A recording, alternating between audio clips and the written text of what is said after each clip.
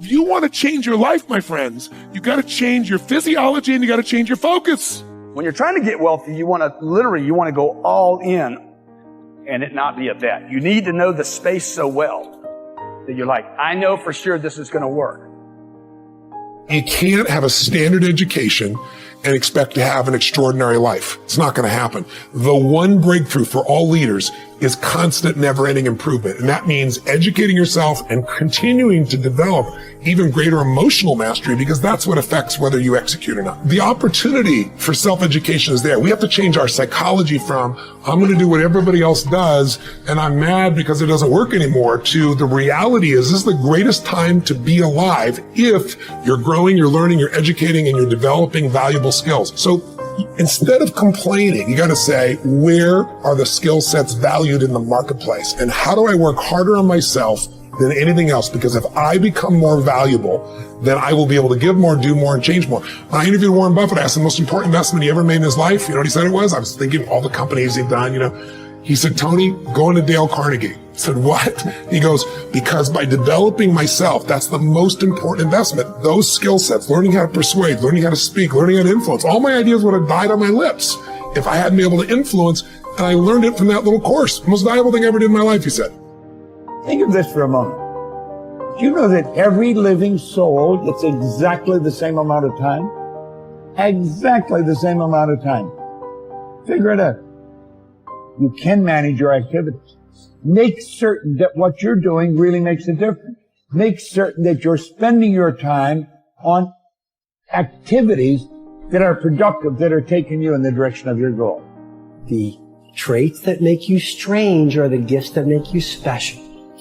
It's the very things that make you different that make you authentic.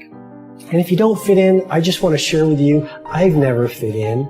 And the very nature of anyone who's living a visionary life. There's something inside of us that wants to make things better. We want to be better as people and want to become more, do more, share more, create more, give more. But, it's not quite what really works for us, because we want all these things we think are going to make us happy. We want to grow and contribute. But then what happens is everybody wants a great body, but nobody wants to work out, right? What you got to understand is that progress equals happiness. If you know what you want and you can make consistent progress, you're going to get there. You're going to get to where you really want to be, where that sense of passion, aliveness, the results you want really do occur. Step one, remember, a compelling vision. What do you truly want? What excites you? It needs to be specific and measurable. And most importantly, it's got to get your energy going. 2, you need strong enough reasons to follow through when the tough situations show up, a purpose that drives you. 3, you need that massive action plan, that map, a core action list that helps you close the gap for where you are, where you want to be. And you need to know the 20% is going to make most of the progress. And finally, step 4, what do you want to become? What do you want to do? What do you want to experience? What do you want to contribute? What do you want to give? What do you want to master? So what do you want this year to be about? What do you really desire most? What do you want to contribute this year? What's going to be your map? And what are the rituals going to make it real? Please, for your benefit, don't just watch this video. Do something right at the end here to get you going and get you some initial momentum. If you take action today, you can get anything changed, but you got to do it while you're in state. And I'm saying that if you know anybody that had some goal, some dream, something they wanted to do, and they did it, then I'm saying that you know in your heart that if someone has done it, then you can do it. It's possible. And that if someone can make their dream become a reality, that it's possible that you can make your dream become reality. And so as you begin to look at where you want to go, beginning to embrace that, it's possible. I'm blessed and highly favored. I've got a lot going for me. I got some good stuff in me. And it's possible that I can bring my greatness out here in the universe. That I can do what I want to do. It's possible I can write my own book. I can have my own business. I can take the trip and travel around the world. It's possible. I can bounce back from adversity and reinvent my life. It's possible. Regardless of where I am, the things can get better for me. It's possible. I'm thinking about 2 men right here in Chicago who are fairly successful, similar background, educated. They worked for a corporation for many years, and they were among many people that were laid off. 2 guys who were very good friends. One went out looking for a job for several weeks along with the other one, and they faced disappointment and rejection again and again and again. They couldn't find any work, which is the story of many people across this country. One guy stopped. He became discouraged. He stopped going. He stayed home looking at television, became very argumentative and toxic with his wife, drinking beer, getting on the phone, talking to his other negative, unemployed friends. And he just gave up. The other guy kept looking for a job everywhere he could go. Every time he could get an opportunity, kept asking people, networking, checking the newspapers every day.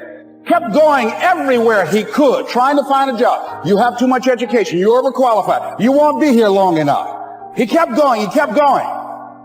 He went to a place and said, look here, I tell you what, if you can't hire me, and I know you can use my talents, abilities, and skills, I don't want to sit home and do nothing. Just let me do some volunteer work. You don't have to give me anything, all right? I just want to work. I want to be busy. Guy said, okay, it's on you now, but don't expect me to give you anything. It's okay. This guy came in and worked. He was the first one there. The last one to leave was the best employee there. About 4 weeks later, one of the top managers quit. They were looking for a replacement. Guess who they selected? This other guy. This guy who was volunteering his time. He got the job. What was the difference between the two men? Eyesight and mindsight. Eyesight is judging on what you see, judging according to appearances. But mindsight is how you interpret what you see. One guy said, it's not possible. It's over. I'm finished. I can't do it. I can't make it. He surrendered.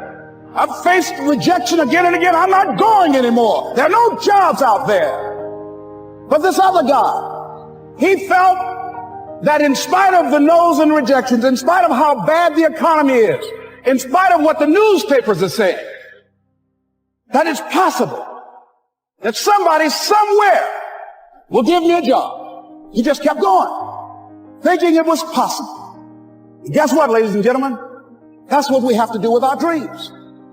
Because things happen to you in life that you can never, ever anticipate. And many times when those things happen, you want to give up. Look how many buildings are made. Do you know what goes into making a building? Somebody created this. A group of people created this. Lots of workers made something so formidable. You see? Businesses are established. Hundreds, thousands in your city that are established. These are all by people just like you, just like me. Right? So, is it really fair to not think that other people are motivated and have interests at heart beyond their own selfish reasons? You have to understand something in life. You will not be able to do it all by yourself. You have to place faith in other people. I would not be where I am today without my business partner, Richie. Right? So, I owe a lot to him. I would run through a wall for him just like he would for me. You see? And I wouldn't be in the position I am today without my parents, without my sister. Lots of people who came in my life, friends. You're not going to be able to do it all by yourself. Stop trying. You need to place faith in other people.